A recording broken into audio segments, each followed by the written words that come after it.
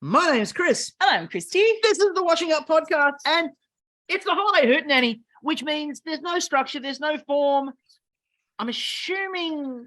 Look, I thought we always go back to having like YouTube clips of like some kind of like background noise. Real background noise. But I have actual bells.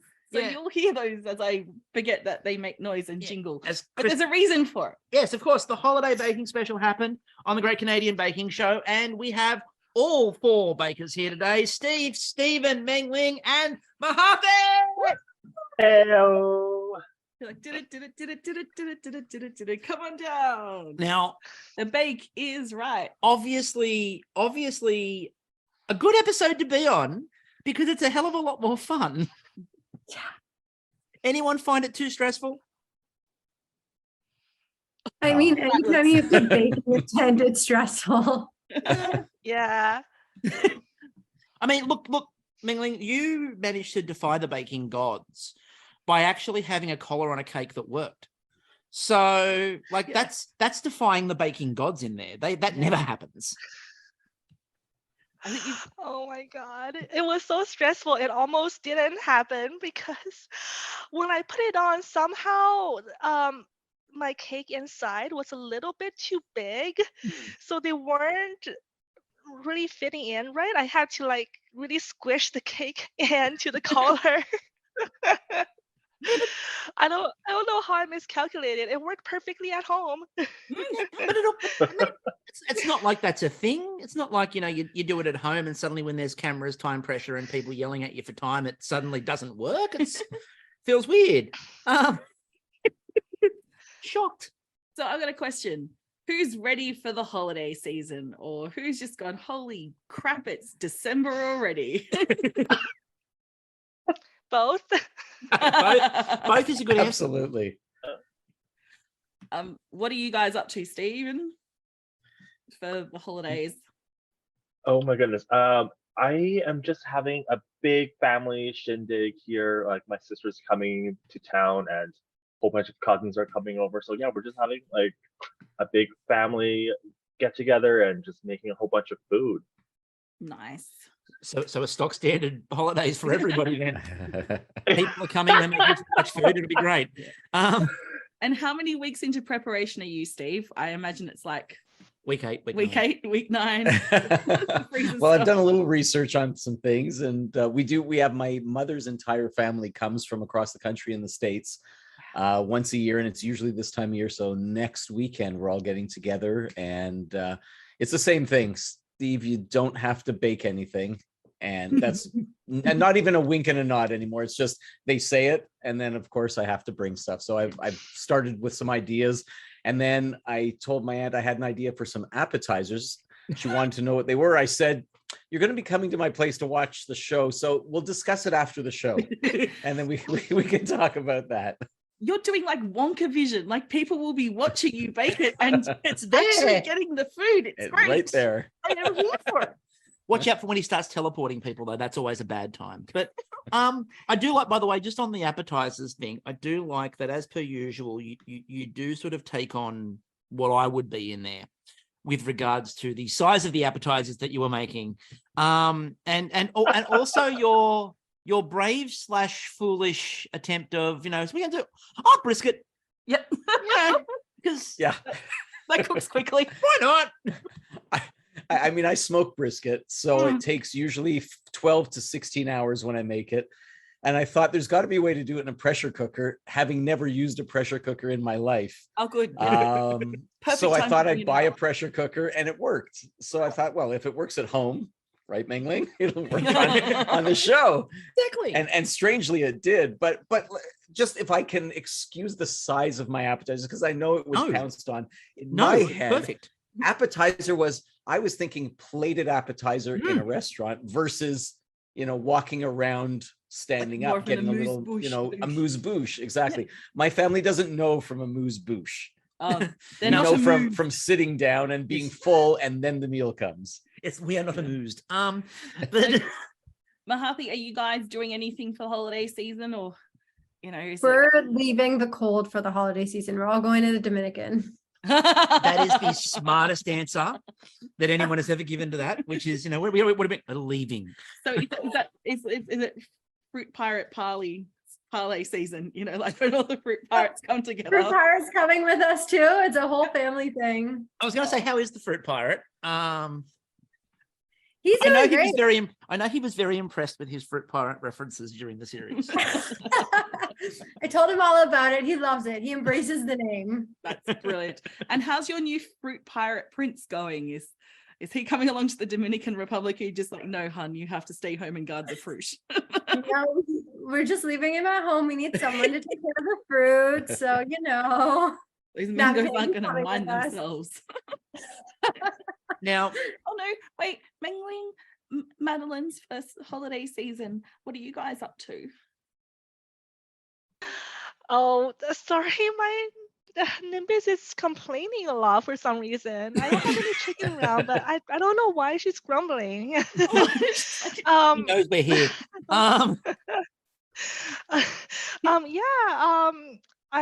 We're very excited for Christmas. We always spend it at my in-laws, and they always go overboard with presents. So this year is So, going to be even doubly so with the baby. You're adding another story to the house. Yeah. It's just Yeah, we're really looking forward to celebrating Christmas and see if she might meet Santa Claus on could be good. Christmas Eve. And hopefully she doesn't cry like when she met the other Santa Claus at a street fair earlier. Oh, she was not a fan of Santa. No. That's a rite of passage. I love. There's one of my friends had a photo, and she still to this day on Facebook every year without fail reshares it because it's her with her daughter and Santa, and Santa is sitting on the very far end of the couch. And she's holding her daughter, who is just looking at Santa with this like angry crying face, staring daggers through him. And every year she's like, this will never get old. We will never beat this Santa photo. And it just gets reshared every year. And I think she makes it her Christmas card every single year. It's just angry staring through a Santa on the other end of a couch. She's just missed a trick that they could have recreated it. Exactly. Just... maybe when 21st birthday, they can do it again. But speaking of, so I have to make reference here, obviously, because we haven't got to speak to you yet on the podcast, Mengling. How is Nimbus? And did you manage to sneak Nimbus into the pavilion this time? Because, we had our theories. It was very Inspector Gadget-esque. She did not come into the tent this time. Well, she sort of forgotten now the second leftover child. She's always had to stay home while the adult and the baby go out and do fun things. Sorry, Nimbus is like, I could have made the jam. I could have made the jam. She could have eaten the jam, that's for sure. Should have hydrated on the jam. So obviously we were all in there for glory. Clearly, it wasn't about fun. It was about glory and the spirit of competition, which is at the heart of the holiday. Which season. Is at the heart of the nothing better than beating your friends and celebrating about competition and celebrating over the beating people. The solstice. Oh my God, that's all pagans just at each other's throats, ready to take each other down. Now, while I could start, of course, with the person who now has a cake plate, I am instead going to start with the happiest technical winner on the planet. So the level of joy at you winning a technical is just delightful, wonderful, Stephen. Yes. Please run us blow by blow through your emotions, through your feelings, through your experiences.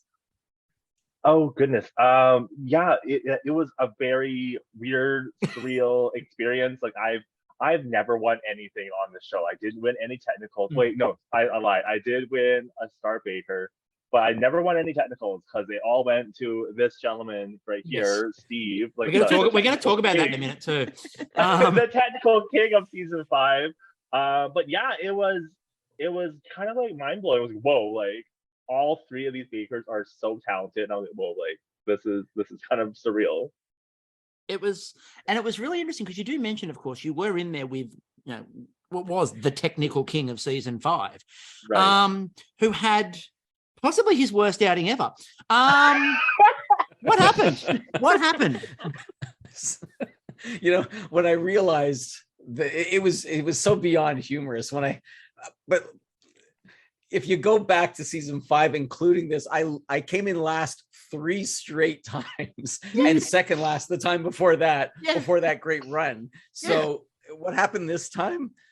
I don't know. Toronto I know I Maple made the Leafs- jam right. Toronto Maple Leafs first round of playoffs is what happened. It was on my head. It was making me crazy still. I was looking at all of your jams and I started to realize I was judging them on the Bristol stool chart. Which so, that was prompted by you, Amazing. Stephen or Steve. Amazing. You're like pushing it through and you're like going, and I'm like, he's a bit dehydrated, isn't he? Probably sitting around a number 2. Mengling, I'm like, oh, that's definitely a 7, like on the Bristol stool chart. It's very runny. It was very runny, like need more fiber and carbs and stuff. And just like Mahathi, you also overly hydrated. You might need to get a swab done, just like a sample sent away, just to make sure there's no bacteria. You can't take the nurse out of the former nurse. But Stephen, you did well. Perfectly hydrated, enough fiber in your diet. Good jam. Amazing. Just fun fact, I am very aware that I made a lot of puns and food related puns during this whole episode. However, the one pun I low-key kind of wish was included was cut from my whole jam making situation. Mhm. So like, as one makes jam, like you have to extract said pectin from the seeds. So I'm just like working the pectin and what have you, and I just like was like grumbling to myself. I'm like, well, like the more you work it, the thicker it gets. And I wish that was kept in. Sadly, that was not. Right there. Right there. And then you just need Alan or Anne to come up and go, that's what she said, and walk away. That's all you're after. I mean, Amazing. the technical was fascinating. And again, we don't run through this like we normally do, but the technical was fascinating because I mean, look, we love sponsors. We really do. But I'm assuming that Hootananny don't do heart-shaped cookie cutters. Because the idea of making you have to do that by hand was very much cruel and unusual punishment. And especially when it's, as you pointed out, Kristie, it's a German dessert. This is not German efficiency at all. Ruthless Teutonic efficiency from the Germans, hand cutting out the cookies. The Germans just going, So that's Cuisinart, ridiculous. What is the Canadians? so Cuisinart, get on that. We need some cookie cutters. Yeah. Like seriously, you can make those. If you can make stand mixers, you can make cookie cutters. Was that a deliberate choice, do you think, by the producers, or do you think that someone just forgot to order cookie cutters? It's a busy time of year. We all forget. Yeah, it is like the holiday season. I think they just want to replicate, little elves working in Santa's workshop. So we are the said elves just working away, just making our own cookie cutters and what have you. That's my theory. Have you guys ever had to hand cut shapes before? Like to that level. Oh yes. Oh yes. You might remember a little cookie mosaic. I believe I mentioned it to see. I love that reference. Mine were all I had 70 some odd shapes, all just on photo paper because I printed it from my printer and cut them, and I had to cut out 70 some odd onto wisely, as clearly I was on shortbread cookies on a 38-degree day. Yeah. So which of course the cookies weren't melting as I was cutting them. No, you make very smart decisions all the time. We know this. Butter stays solid for so long. How good is butter? I mean, oh my God. Okay, I'm just going to jump around because that's what my ADHD brain does. But fucking great work with the extra butter on the appetizers for Bruno. Like he's got butter, got extra butter, have some more butter, Bruno. Like that was just on point. That's know your audience. Knowing your judge. Yeah. And I mean, it didn't help in the end, but good try. See, it just keeps hurting over and over. See, the two things that represent me the most in there was you using the size of the appetizers and the extra butter, and Mengling when it got to the jam, because that would be me, where they gave you the recipe and you're like, I'm not doing this. I'm going to do my own thing because I just don't think that's going to work. So I've decided no pectin. I love your rebellious spirit. It's exactly what I would have done. Do we regret the no pectin thing or? Oh, I should have done what Mahathi did, which was add a bunch of cornstarch in it. That was so smart. That would have like saved a lot of time and saved my arms from having to string out the seeds like Whole week Stephen had to noodly do. arms. Yes, my noodly arms. I know they're very weak. Yeah. We do need the noodly arms in a gift. It really should be. But How are you going? Have you got a baby carrying like device just to spare your arms? Like, is that like, you know, the baby slings and the baby, what are they called? Backpacks? I don't know. baby backpack. The wicker No, baskets. I just no, I just try to avoid carrying her as much as I can. She's going to walk really early. It's just going to be you start walking or you go nowhere. Day She's two already before- walking. Yeah, she can walk and she runs now. No. But she sometimes doesn't like to walk. So this But is where if- you if- teach her to ride Nimbus. Oh yeah. Oh, Nimbus would love that for sure. It Yeah. includes all the family. Again, Nimbus can feel part of everything again. It works. Yeah, get her a little saddle. Would be a very smooth ride. Nobody would get hurt for sure.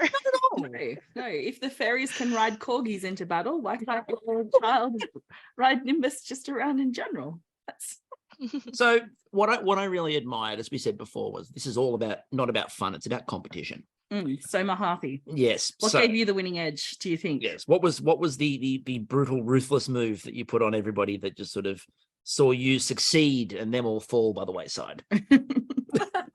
It was definitely the mangoes. Those are literally, completely. It was all the fruit pirate. That's why he was celebrating the success outside. He's like, we have been rorting this system we have been smuggling fruit for so long, and finally we get a cake plate. That's what it's all worth. Like blocking up the Suez Canal, as you remember, obviously. All of that was It was dedicated. all for the cake plate. Exactly. It's All all for a for the cake plate. glory. You can't just buy one of those. And now you can go No. you can go celebrate your triumph in the Dominican Republic at your pirate parlay. Like it's just, Exactly. that's what they do. No, that parlays when they like treaty. You know, when you see the pirate movies and they're like, I mean, Mahathi knows. I've got to go. Yeah. I've got to go to the pirate island and meet with all the other pirates, and we're going to talk pirate stuff, kind of thing. That's what I'm imagining. Kind of like Waterworld meets Pirates of the Caribbean meets more Waterworld, really. Yeah. A lot of Waterworld. So those who unfortunately did not end up with the cake plate, did you? And I mean, I feel like I know which winner would do it. Did you get a phone call from like the winner of your series? I'm not looking at any two gentlemen in particular. With it just them with their cake plate going, so how are you? I'm just here with my friend. Bad luck. So did you hear? He would never do that. He wouldn't invite me over for that delicious hoisin turkey and have the cake plate laying out there and serving the turkey on the cake plate. I was going to say, No, serving no, the turkey on no, the cake plate? Never. Not our Vincent. No way. No, not. He's too classy for that. I mean, look, Andre's too busy sailing the seven seas, so you know, and traveling the planet in really robust ways.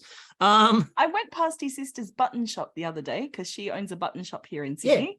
Oh no, wool shop. No, it's the buttons. It's buttons. That's right. Yeah, it was the button shop. Yes, because Andre's sister does own a button shop in Sydney. And I'm like, do I just pop in and go, hi, I podcasted with about your brother. But you know, so no, Andre turning up to the garden party at the end with his cake plate, just going, hi. So any goss from the garden party? We saw Colin there, and we weren't sure if he was like going to try and organize a duet. Did that actually happen with Andre? With polite disagreement featuring Andre.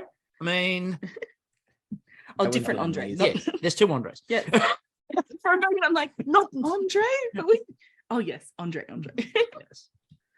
I so wish that happened. That would have been amazing. It would be cool. Again, I mean, Colin got to sing at the last one, so polite disagreement got featured at the last one. So yeah. So any goss? What happened at the after party? I just, this is we're behind the scenes. It's a holiday. I gotta say, it was a big deal for three of us. who never got to Yeah. experience coming out of the pavilion With people and there. seeing our families there.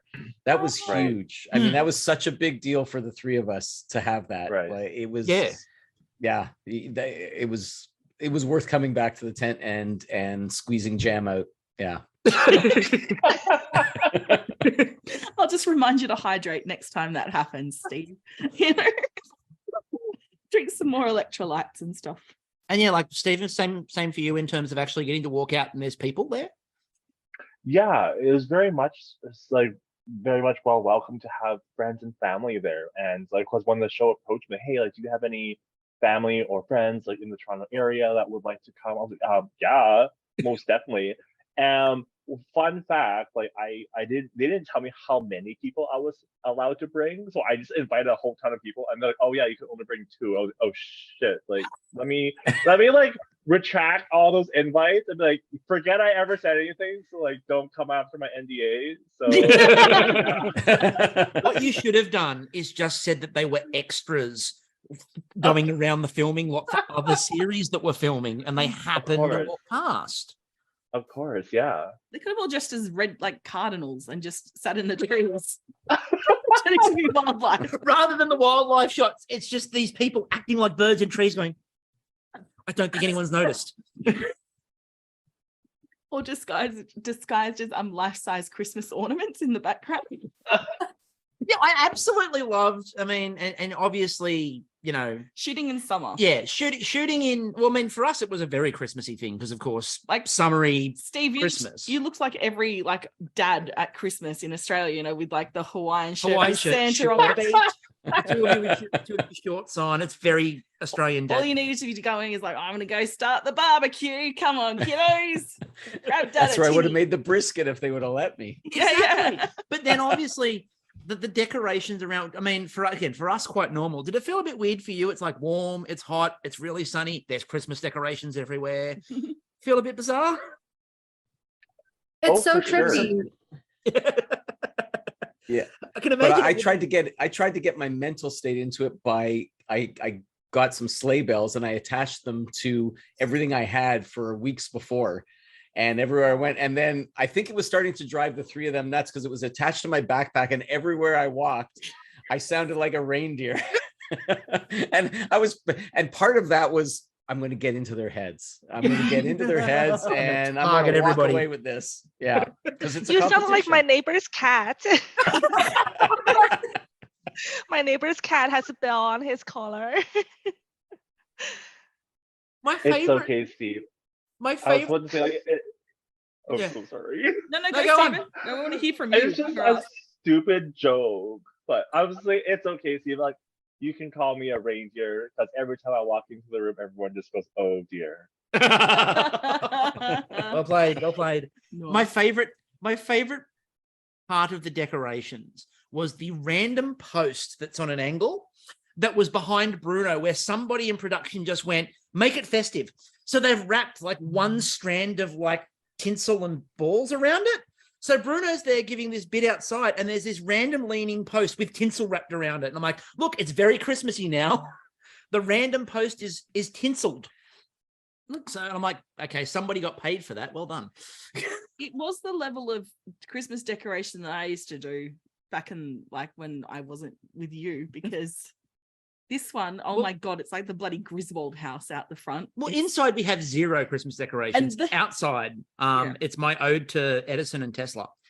But my only wish is that, so our neighbors have got an old-fashioned caravan that looks like the RV from Christmas vacation. Christmas Vacation, with the cousin with the ear flaps and how he's emptying the shitter.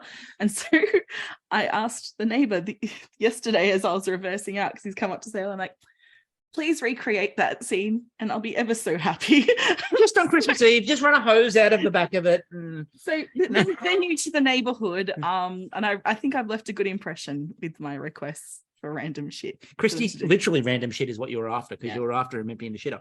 But Mahathi, you were about to say something about it being a bit strange in the tent before. I good at jumping back. Yeah.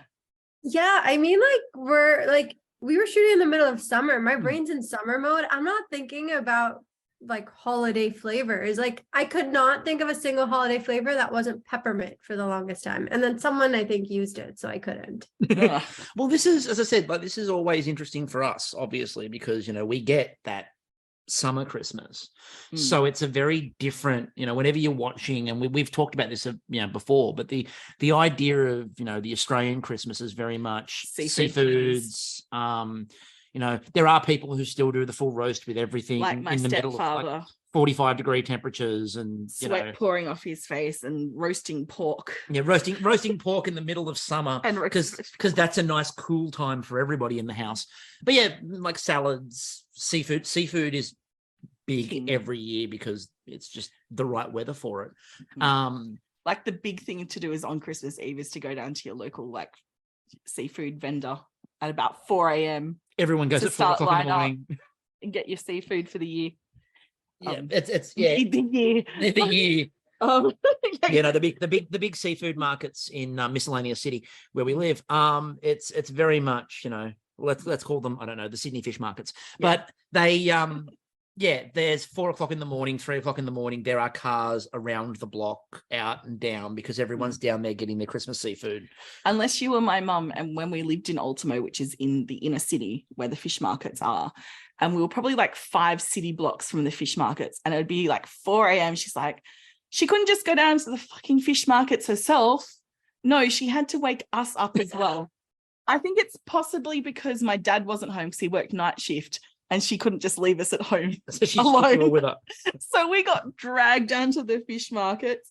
But the payoff was down there. There was this place that baked bread, like fresh bread, and also roasted chicken, like pieces, like chicken wings and stuff in like honey soy marinade, and they were the fucking best. And so Mum would buy those for us for breakfast. So as does compensation. So for given waking us up at unholy hours. So given that very festive memory from Kristie, anyone else got like festive traditions and stuff for Christmas Day or whatever holidays, any holiday traditions that you have to? Saturnalia. Yeah. And I'm not talking about the really formal ones. I'm talking about things like Mithras, get dragged down to a fish market and have chicken wings, those sorts of things. When I was growing up, because we didn't specifically celebrate Christmas. For me as a kid, it was always grab my buddy and we went to the movies, and we would go to the movie theater at the earliest movie, and we would just watch movie after movie after movie until it was okay, we got to get home because the bus is going to stop running, because we were kids. That was our Christmas Day thing. And then the jokingly and not so jokingly is that every Jewish family goes out for Chinese food on Christmas Eve because it's the only restaurant open. Yep. There are kindred spirits. Stephen's like, yes. Oh no, but it's that is so true, because like in like the past couple of years, like my parents' Chinese food restaurant, it's been so busy at Christmas time. Like everyone just has their orders like put in like a couple days ahead of time. Like, we want to pick it up on like Christmas Eve, and I'm like, oh, okay, like sure, I guess I'll be there, like because no one else is open. So yeah, like I guess a holiday thing for like our families, like, we're just working, like we're working hard. What are we doing? We're just working. Money. Bringing home the bank. All the egg roll money. Exactly, just rolling with it. Oh, yeah, puns again. Bankroll in the egg roll, like it's... I don't know, Mengling, any sort of just general holiday traditions or things that happen every year? Or is there a funny one from Chinese New Year from your family? Because I grew up in Ultimo in the inner city, had a big Chinese population, so like Chinese New Year is important to me too. Like I bloody love it. We go to yum cha, which is like your dim sum, or do you call it yum cha there too? I don't know. But anyway, your family traditions, or Nimbus getting angry. Yeah. I mean, Nimbus can answer. Very loud tonight. Nimbus can answer. I mean, I guess growing up in China, I loved Chinese New Year because it is when I can stay up so late and watch the Chinese New Year special on TV and eat a lot of candy and snacks and just stay up and have fun with my parents. So that's a really That's a nice good memory tradition. for me. That's a good one. And going, hi, Auntie, thank you for my red envelope. Hi, Uncle, thank you for my red envelope. Hi, thank you for the envelope. I didn't understand the concept of money when I was little. So when they handed me money, I was just like, I can't eat this. I just give it back. I'd still be like that, to be honest. It's like, no, it's not edible. It's like, don't waste it on Mengling. Just, throw her $1 and then maybe some Candy. It's all good. It's all chocolate. good. Save the money. Save the money. Yeah. Oh, Mahathi, have you got any? Hold on 1 second. My favorite are the panda chocolates, or not chocolates, the panda lollies that have got the rice paper around them. I don't know if, you know what I'm talking about. She's nodding. Oh, good.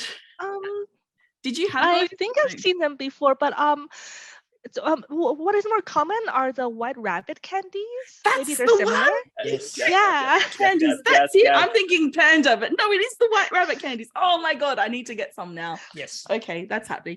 Okay, now Yeah, to they've Mahathi. been around for decades. I had them when I was just a little kid. In place of money. They're still delicious, sweet. I recommend them for anyone who likes milk flavored things, I guess. Yeah. Oh, sweet. That's the one I was thinking of. Thank you for correcting me. Mahathi. Yeah, we can talk about you now. You just I won. need some time to remember. Yeah. I guess like every year my cousin and his wife come down to Toronto and come stay with us for the holidays. And there's this Indian movie. It's 3.5 hours long. It's the longest piece of garbage you'll ever see. How many dance scenes? I don't know.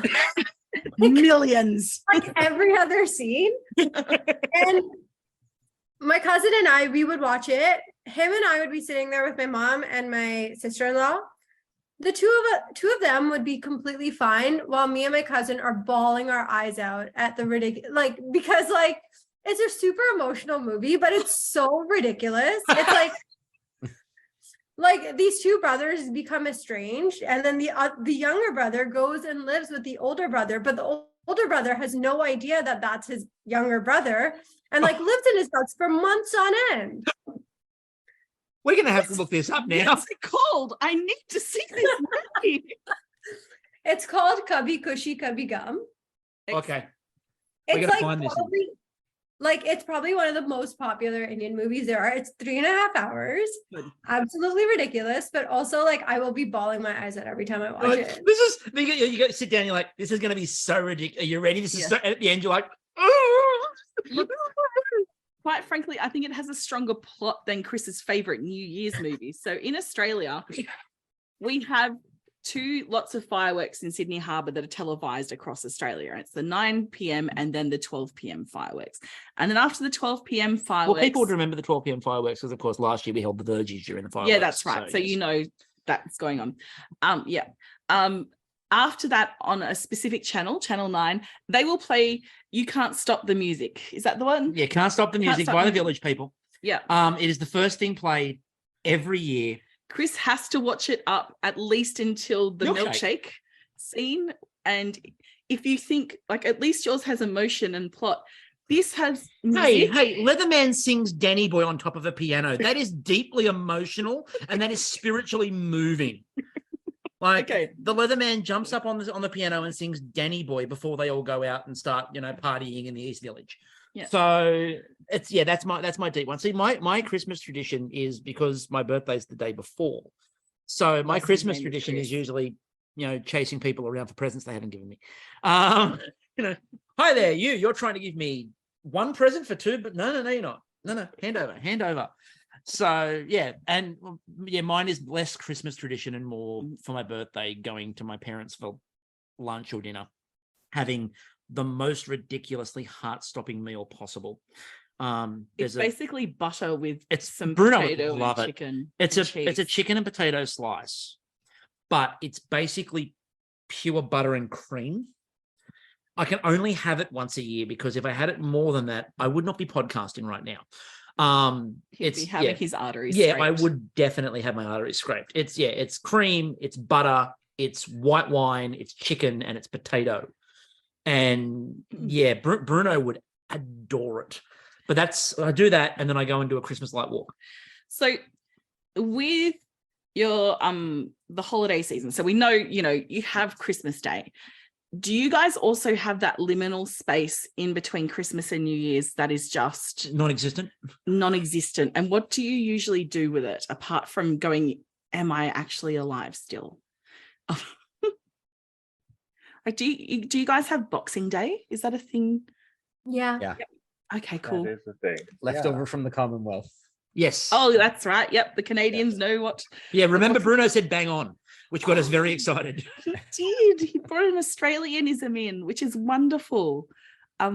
Yeah, so what kind of stuff do you guys get up to? We usually go to the beach, but you can't do that. I'm jealous.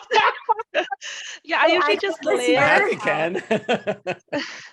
on the couch Mahathi and eat can. chocolate. Lay on the couch and eat chocolate is the correct answer, Mengling. That's the correct one. Yeah, mine's just it's just recovering from a food coma. Like that week in between Christmas and New Year's, it's like time and space doesn't exist anymore. You don't know what day it is because you're just always in a constant state of fatigue / in a self-induced food coma. I'm maybe I should finish that piece of leftover turkey, but maybe I shouldn't. But then you go to anyways, and yeah, it's just a never-ending week of just. You're like 5 days down, and you're like 5 days down, and you're like, is that turkey edible? I mean, Yeah. Is it dodgy? Is it dodgy? Are we going to be able to push it? I think we might. Have I got enough cranberry sauce too? What can I put turkey and ham in now? How can I fix that? Exactly. I don't know. I'm assuming, Steve, that you just smoke something in a smoker for 5 days. Yeah, I shut my office between those 2 days, and I spend a lot of time getting ready for New Year's.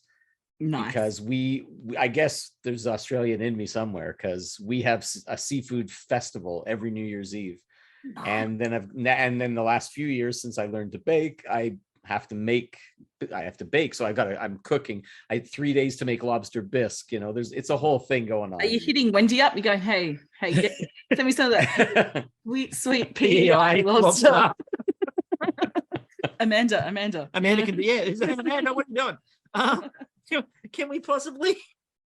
So just briefly on a couple of things from the holiday special that I really wanted. There's a couple I do want to touch on. Okay. Which is not running through the bakes and anything. But the first question goes to you, Steve, which is, I got really excited when you talked about your favorite Christmas movie. And then I realized you weren't making Nakatomi Plaza. And I was really hoping for the Die Hard Christmas cake. And with the way that you had it all mechanized, you could have had a Hans Gruber falling down the side of Nakatomi Plaza. And I think it would have had the same effect. I mean, just for future reference, I would have gone with a falling Hans Gruber. When I'm not trying to feel upbeat and thinking of, the angel Clarence, I too think of Hans Gruber. What, falling. Mr. Takagi will not be joining us for the rest of his life. It's true. But yeah, look. Do you watch it every year, Steve? I think you're talking about I watch it every. Yeah. I watch it. Both of them. I watch Die Hard and It's a Wonderful Life every single year. I start my movie watching on American Thanksgiving with Miracle on 34th Street. Yep. Wow. And then there are probably 50 movies that I have to watch, and then I try to add new ones every year. And I prefer the ones from the 40s and the 50s, the old black and white ones. But you give me the new ones. Elf, I'm not going to miss Elf. I'm going to watch that 4 or 5 times. Probably. Has anybody got random Christmas TV shows or movies that they like, random ones that they have to watch every year? I really like, the weird one that I like is, and not a lot of people get it, is I really like the Netflix special A Very Murray Christmas, the Bill Murray one they did a few years ago. And again, Yes. I live for George Clooney and Bill Murray singing Santa Claus Wants Some Lovin'. It's the most surreal, weird thing ever, but it's beautiful. It is. Yeah. So anyone else got any Christmas movies or holiday TV shows they have to watch? Or say just watches all of them for everyone. No. I just watch all. No, nothing on my end. I really like Meet Me in St. Louis. Like, that's my. I have never seen that one. Oh my god! I can found sing another all the one songs from it, but I've never watched it. We've got another one for him to add to the list. Yeah. Judy Garland is my hero. Now, Yes. in terms of things from, questions arising from the special, Stephen, did you come back onto the show purely to make A, puns, and B, Bruno and Kyla eat a pine cone? And which of them is your proudest achievement? To be honest, yes to both. That coming back, I just told myself to have fun, and I had like a mini mental note to just to be the biggest troll, and I was like, I just want the judges to eat a pine cone on national television. Like for me, I'm like, that would be awesome, man. Even though I did not get the Kate play, I think I still won in that aspect because I'm like, okay, like here is said pine cone. They devoured it, and yeah, that's all I could ask for. And the pun aspect of things, that was kind of unexpected. I was literally just joking with the producer, like casually joking with the producer, just on the side, and I was like, they're gonna cut all of this. This is like It's fine. cheesy. This is like just horrendous, like terrible puns, but they kept like most of them, and I was like horrified when I was like watching it because I had like kind of a whole bunch of friends over, and they were just like, "Was that like what are all these like puns?" And I was just like, "Oh no, like what have I done? I don't know what I've done." And It was wild. fantastic. There was more cheese in those puns than there was in Mengling's cheese centerpiece. My favorite lines of the whole thing was, cheese is the flavor of these trees. Possibly one of my favorite lines ever. So it's mostly because I don't cook. I just like to bake sweet things. So I was kind of stuck on what to do with these savory appetizers. And I just thought, I like cheese. I'll just put a bunch of cheese. It's the correct in these again, appetizers. It's the correct answer. We have here in Australia, there's a branded, and we won't use the brand, but there's a branded sort of sweet chili cream cheese, and literally it's a top and pour. You put it out and just. If they have Philadelphia cream cheese, I wasn't going to use the brand name. They're not sponsoring. They're not sponsoring. To now, they get free advertising now. You've given away the secret anyway. So. The sweet chili Philly. So you put it in the middle with all the biscuits and stuff like that, and you can, and crackers, and you can sort of, that's a really good centerpiece, an easy centerpiece for when people come over. You gave us a bit of an idea too, because they've got here, and you'll obviously have them there too, the different flavored cream cheeses with like, there's a cracked pepper and there's a sweet onion, there's a garlic and all these sorts of ones. And we were sitting there watching you do that going, you could take these pre-done cream cheeses and stack them. And then carve them into a shape. And so all the way down, you've got the different flavors as you dip down the cream cheese. So you've now given us an idea for our Christmas centerpiece. So thank you. You're welcome. And also we'll have a statue of creamy cheeses. Cheeses? I don't know if you've ever seen Kath and Kim, which is an Australian show. They did a bad American version of it. They did a bad American version of it. But because of their accents, and Jesus sounds like cheeses when you speak real Australian bogan. So the cheeses. So the mum was getting married and she's gone, no, Kath, no, Kim, I want a statue of baby cheeses. So, so Kim's like, okay, whatever. So she goes and gets small cheeses and stacks them up. She's like, no, I meant cheeses, not cheeses. Now, also, Mengling, just quickly as well, because you obviously, this is your first time with both of these judges. So was there a bit of a hangover? Because I was noticing the amount of gold leaf you were putting on things, and it felt a bit like, a bit of Rochelle was still creeping in there. Demanding the gold leaf. In the back of your head, you're just thinking, must gold leaf. Gold makes everything better. It's the correct answer. and I mean, Mahathi, you came up with probably the slogan of the show, which was "Bake, Live, Survive." I mean, as mantras go, it's a good one. Did I say that? You did at the very start. Like bake, live, survive. Oh what's my your gosh, yeah. what's your aim in here? Bake, live, survive. Yeah, that sounds about right. Every time I'm in the tent, that's just my motto. You need to put it on a tea towel. Now, I've had an idea, thanks to Stephen.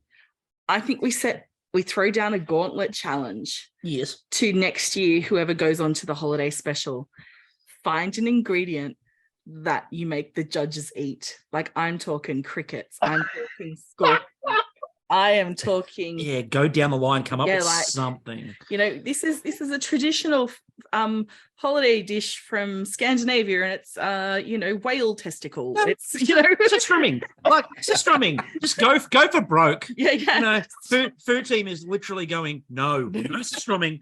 No strumming. We're not opening that tin inside that pavilion. Oh, the stinky fish tin. Yeah, it's strumming. This is a traditional Swedish Christmas dish.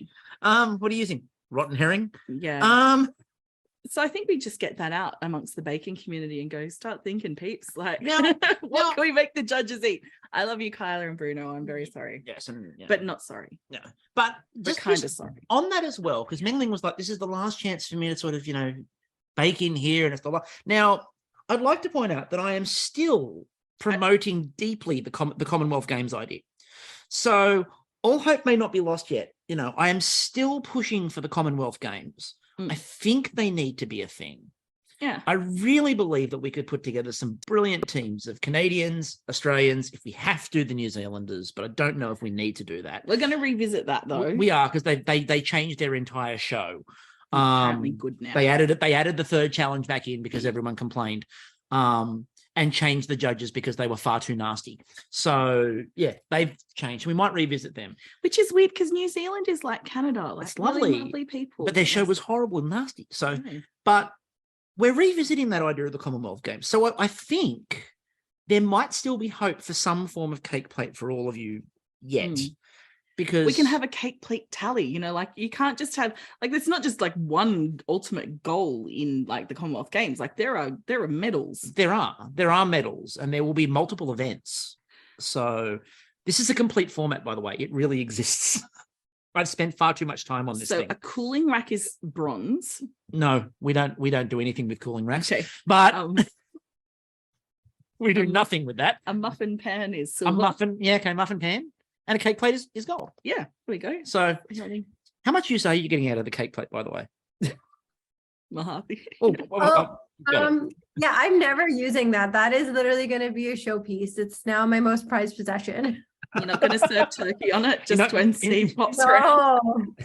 Nothing is touching it. You need gloves to touch it and move it. It's like when someone brings out the Oscars, like some people doorstops. No, not you. You're like, this is precious. It's one of my laser beam friggin' security and stuff. It's like one of my favorite Tom Hanks jokes is when he was doing the Saturday Night Live 25th anniversry special, and they did the whole, where do you keep your Oscars? And he's like, one in the office and one in the bathroom to keep me humble. I absolutely love that sort of general mentality of it.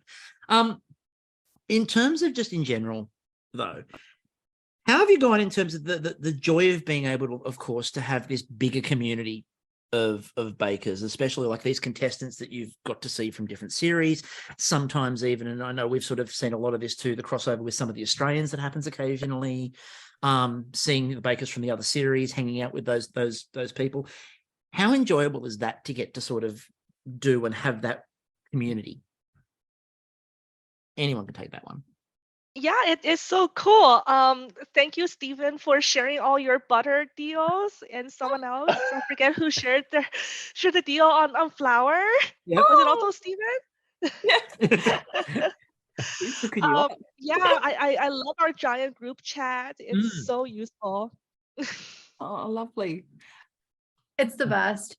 I will say though that like the sucky part or like the hard part of it is if you ever meet someone in person, you have to bring them food, and it's like they're gonna judge your food, which is really stressful for me. Well, now you've got the cake plate. You're like, I don't have to prove myself. Like, he's like, this is a free pass. Talk to the cake plate. We expect much more. We expect much more from Mahathi. They'll all be like Steve's family, who are kind of like, oh, you don't have to bake for us. Don't But you have kind to. of Yeah. My favorite part seems to be as well. There's a bit of a rite of passage, and I believe that the rite of passage is that everybody must have some form of meal with Jay at some point. That just feels like a rite of passage. Every time I see another feed pop up, Jay again, I'm like jealous because, of course, We're coming. yeah, we're coming. The plan is coming. The plan is coming. We are planning to get over there. So that will be a thing at some point. Don't ask me when. I've got a lottery ticket in tonight. We'll see if Beautiful. it might be So sooner than later. If that happens, we might be there for New Year's. Take place for all. Then you can finally see the Casino Regina, the infamous Casino Regina. Finally see Casino Regina. We've been there. We've been thrown out of the car park. It's ridiculous. We were locked up for that. It's a deep debtor's prison hole we got out of. Looking forward to Amazing. Uber Slay again. Some of the flavors though were actually quite interesting as well. Just remembering that elk, Did you hunt it yourself? bannock, yeah. I did not hunt the elk myself. However, I do have some moose meat in my freezer now that a friend has given us, and I think they did hunt that. But yeah, I wanted to bring like some like wild like game meat into the bake, and just because my theme going into this holiday special was like I had like a Nordic theme with both my signature and showstopper, so I just wanted to have that continuity of that theme throughout. So bannock and elk and Arctic char and pine cones, like all these things, like why not? And singing like songs from Vikings as you're, baking. No, away. Eurovision, all Eurovision. That's- All your That's my impression of the Vikings. all song. Eurovision, and again, hanging out with Jay would have helped that because Jay would have given you all of the Swedish songs from Melody Oh, Fest. yeah. You would have been set for life there. So, in terms of, were there any other flavors that people pondered using they didn't get to use? Like, because when you're planning for this, obviously, there's a lot of what can I do because it's a bit more free reign. No, they started at pine cones and went from there. Come on. Come on, Chris. Are you going to serve Well, pine cones at Christmas? Is that happening for the family? I still have some leftover pine cone like jam and pine cone syrup leftover from like when I was prepping over the summer. I have no clue what I'm going to do with it, but since the episode has aired now, everyone has just been asking me, and they're so curious on what it tastes like. I'm like, well, having said that, I have a vat just sitting here, so like, here's like a tablespoon for you. Do you do it like Mary Poppins, dancing around? For the pine cone. Oh. No, but in terms of like I guess like competing flavors, like I haven't really had much of an issue. I know the holiday flavors like they can be limited because like there's like the go-to ones like gingerbread or like orange and chocolate. Or however, having said that, there was like a little suggestion that I couldn't use orange cranberry because someone has already taken it, so I did orange chocolate with like orange and a chocolate ganache. And then but yeah, like there was like certain limitations that we couldn't do. Fair enough. Yeah. So who got the orange and cranberry then? Who? Yes, my buttercream was orange. I had cranberry in the middle of the cake and orange. Oh, I had things in the cake. I had things out of the cake. It was delicious, Stephen. It was so Very good. so tasty and moist. Yum. So another quick question, Steve, while we're at it, is are those 3D chocolate trays available? I'm asking for a me. Who did your 3D printing? So it was just such a strange string of events. They asked me to be on the show, and a couple days later I was in my office, and one of the reps from one of our factories came in to show us, and one of the things they showed us was this it was this metal piece that you can engrave a logo on, and you can push that onto a piece of ice, and just metal against ice will automatically start to melt the ice and the logo. So I pulled him aside. I said, can I, like, what's it going to cost me to run one of these things? And he gave me a price, and I thought, okay, if I lay down a sheet of chocolate and just as it's setting, I can boom, boom, boom, boom. But it's crazy inefficient. And I need extra efficient in the tent. And that day, my cousin was staying with us. He's an engineer. And he started talking about what Amy did on our season. Yep. And did I think that was it okay? And I said, it was genius what she did. Of course. So he said, if you, and he builds and designs 3D printers. So he said, if you ever want to make anything and go down that road, just let me know. And it went in one ear, out the other. And about 2 hours later, we're watching TV and a little light bulb goes off. And I turned to him, I said, can you make coins? He said, oh yeah, we've made coins. I said, okay, there's something I have to tell you. And you're not allowed to tell anybody else in the world. And that's how he's making his own currency. So there you go. Loonies for all. I designed them and he made them happen. And then I had to learn how to make silicone molds. And if completely it was worth it. It was worth it just to see that when I brought my showstopper up, Kyla actually had a tear in her eye when she saw that she was on a coin. That to me was worth everything. And then Bruno, when I know that dude, it was priceless. Bruno, I know that guy. That guy's really cool. I'm assuming just before the Queen died, but I think you've now created these like beautiful faces, and we are looking for a replacement for our coins with the Queen's face on it. So Kyla and Bruno, I think that's ready to go. I think that's fair. Baking royalty is our own royalty. Yeah, baking royalty is valid. I have no problems with that. And before we sort of wrap it all up, as we're sort of heading towards the end here, I should probably mention that the most recent series of Bake Off. How do you go watching series then after you've been on? Is it a different experience watching a series after you've been on? Yes, super different. I don't know. It really stresses me out to watch people in the tent now because I really feel for them. It's like yeah, I don't like enjoy it quite as much anymore. That's the entire time. So Mengling, you've had longer to do this with than most people, obviously, as well. So how's it gone for you?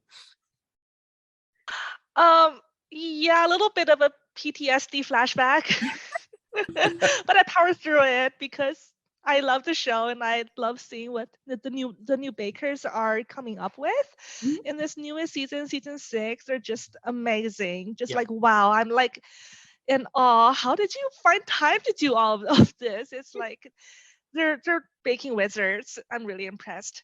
Yeah, it was the grand final, the semi-final and the grand final in particular, and the grand final was just such a high level of baking. And again, like as we said on our grand final recap, like Lauren's attempt to bake 15 billion things that she didn't have to bake and doing every single one of them perfectly is just amazing. So like that was such a high. It's always nice, and we've said this obviously all the way through. It's always nice with a series where it's not that someone loses, it's that someone just does so well. And like in this series in particular, basically every week it was just a case of no one lost. It was somebody's got to go as per the format. And then in the grand final, the answer was you couldn't make a wrong decision. I don't know, Steve, how have you the holiday thing tonight. Like couldn't make a wrong decision. Like the holiday one. But the right one was made, Mahathi. Like, well done. Thanks, Kristie. Appreciate it. Yeah, Steve, how is it for you watching?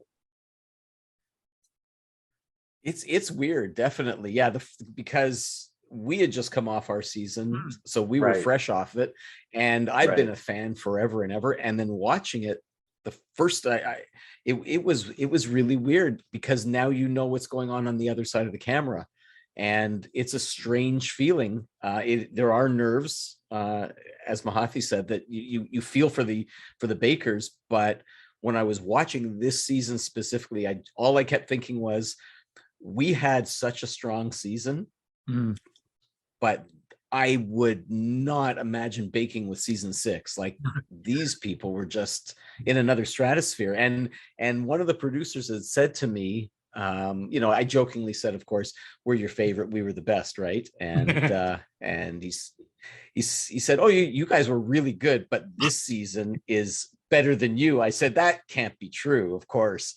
And he said, well, that's the thing. He says, and season 7 will be better than season 6. And it just gets harder and harder for us because we don't want it to go backwards. We want it to keep on going forwards. Yeah. And I think they really propelled it in season 6. Yeah. Stephen, have you found it?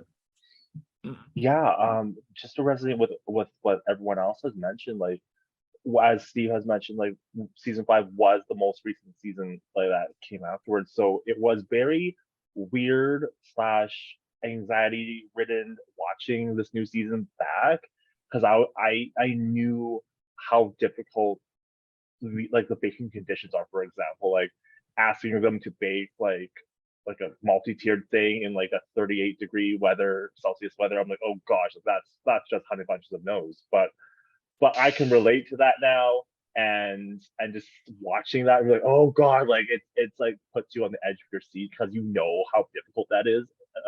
But it was just magical seeing all these wonderful creations being made in season 6, and how each of these bakers on season 6 put their own identity in their own bakes. Like they pulled recipes and like from their cultural backgrounds, from their family, and it was just such like colorful baking. It was amazing. It's the most joyous part to sort of watch, especially, and again, it's something, and it's not my chance to beat on British, which I do all the time, but it's something that British doesn't do very well, that Canadian and to a slightly lesser extent Australian does quite well, which is other cultures and using traditional flavors from other cultures and traditional flavors from bakers. I would just say in non-Western cultures. centric, not Eurocentric. Yeah, the non-Eurocentric nature of the baking as opposed to British, which is very Eurocentric until they do Mexican. Britain being Eurocentric? No. Until they do Mexican themes and make tacos, or Japanese week and do nothing Japanese. But, those two things, beyond that, they're great with culture. They're wonderful. They embrace all white Anglo cultures the same way. So it's from the north to the south of England. Exactly. Ireland. It's from Scotland all the way down to the Channel Tunnel. They've got all of Europe covered. So this has been absolutely spectacular. It has been so much fun to get everyone on and just have a general chat. And it was so much fun to get to watch you all back inside there, just sort of having fun. Yeah. I think like one of the things I now want to do on Christmas Eve for your birthday is to rewatch all the Bake Off and the baking show Christmas specials. Like that's just going to be fun, like while we're doing stuff. Something we can definitely do. So thank you, everybody. There's no Doctor Who. There's no Doctor Who Christmas special. You're right. They're making you wait a long time. Thank you, everyone, for coming on. Anyone got anything they need to plug, promote, an Instagram, an event, a company, someone else? A pirate recruitment. A pirate recruitment scheme, a dog. A Chinese restaurant for orders for Christmas Eve. Someone's brisket. Look, Steve, we're coming. If this was Festivus, we could get to the point where we would air grievances. So if I could, I'd like to air my grievances first before we go. Okay, all right. Let's start with our Australian friends. And how dare you be so damn entertaining week after week, where I have to listen for an hour plus. I can't stop. And Stephen for being like, I'm trying to bake and he's being ridiculously joyous and happy. How dare you? How dare you? And, oh dear. And right behind me, I've got Mengling, who it may possibly be the sweetest, nicest woman on the planet, where I'm trying to get under her skin and I can't because what a horrible person I would be. And then there's Mahathi, my final grievance for being so talented to steal that cake plate away from all of us with your incredible baking prowess. How dare you? How dare you? He had Vince out of the way. The path was clear. Mahathi just swooped in. And now for the feats of strength.